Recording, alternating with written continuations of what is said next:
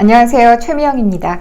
저는 오늘 여러분과 어떻게 하면 자신감 있어 보이게 말할 수 있을 것인가를 주제로 이야기 나눠보겠습니다. 많은 분들이 저를 찾아오셔서 이렇게 이야기를 하세요. 선생님, 저는 제 목소리가 너무 마음에 들지 않아요. 그래서 제가 왜 마음에 들지 않으세요? 라고 여쭤보면 제가 목소리가 웅얼거리고요, 또 작고요. 그래서 자신감이 없어 보입니다. 라고 이야기를 하시는데요.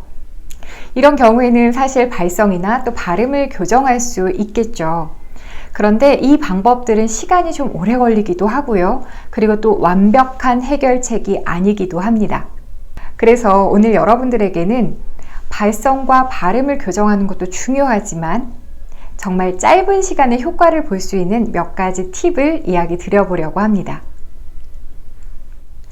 자신감 있어 보이게 말하는 첫 번째 방법은 당황을 했을 땐 잠시 멈춰라입니다.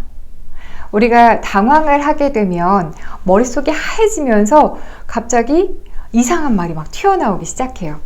네. 그런 순간에 더 말을 해야 한다고 생각하면 엉킬 수밖에 없습니다. 그럴 때는 잠시 멈춰서 내 생각과 말을 정돈하고 다시 시작을 해보는 겁니다.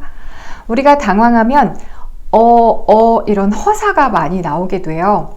예를 들면 제가 여러분께 드리고 싶은 이야기는 발표입니다. 이런 식으로 이야기를 하게 되는데요. 무의식 중에 나오는 거예요. 그런데 이런 게 한두 번 나오는 건 괜찮지만 여러 번 반복이 되게 되면 말의 흐름을 끊어버립니다. 그래서 청중이 금세 지루해지고, 그리고 더 중요한 것은 말하는 사람이 뭔가 망설이고 있다라는 느낌을 준다는 거죠. 그래서 이럴 때는 의식적으로 우리가 잠깐 멈춰 볼 겁니다. 예를 들면 이렇게 가는 거죠. 제가 여러분께 드리고 싶은 이야기는 발표력입니다. 이런 식으로요.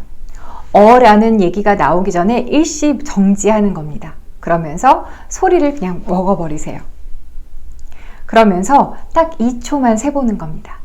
제가 하나, 둘, 여러분께 드리고 싶은 이야기는 하나, 둘, 발표력입니다.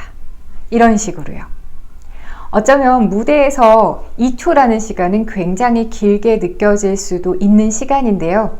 사실 여러분들께서 들었을 때는 좀 속도가 느리네 정도의 느낌밖에 없을 거예요.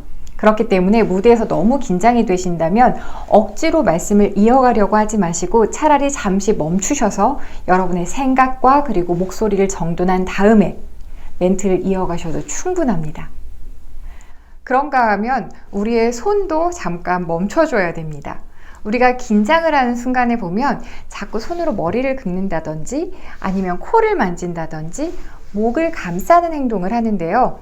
이런 행동을 하는 이유는 우리가 무의식 중에 내가 너무 긴장했기 때문에 나를 달래기 위해서 하는 행동이라고 합니다.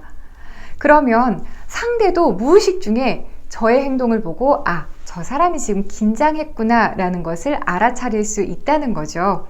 이럴 때는 여러분들께서 손을 계란을 쥔 것처럼 가볍게 쥐신 상태에서 그냥 책상 위에 손을 올려놓아 주시기 바랍니다.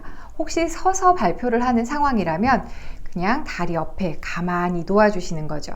이 손이 절대 얼굴로 올라오지 못하도록 손도 잠시 멈춰주는 겁니다.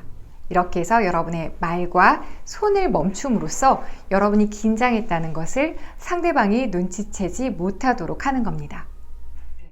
자신감 있어 보이게 이야기하는 방법 두 번째는 바로 짧게 끊어라입니다. 우리가 일반적으로 당황을 하게 되면 호흡의 양이 급격하게 줄어듭니다. 그런데 우리가 일상적으로 대화하는 길이로 이야기를 하려고 하면 호흡이 딸려서 말끝을 흐리거나 또는 웅얼거릴 수밖에 없어요. 그래서 이렇게들 이야기를 하곤 합니다. 과장님, 제가 팀장님께 보고 드렸는데 다시 해오라고 이런 식으로 침이 꼴깍꼴깍 삼켜져요. 왜냐하면 숨이 부족해서. 그래서 우리는 이것을 기점으로 해서 아예 문장을 나누어 주는 겁니다. 이렇게 할 수 있겠죠?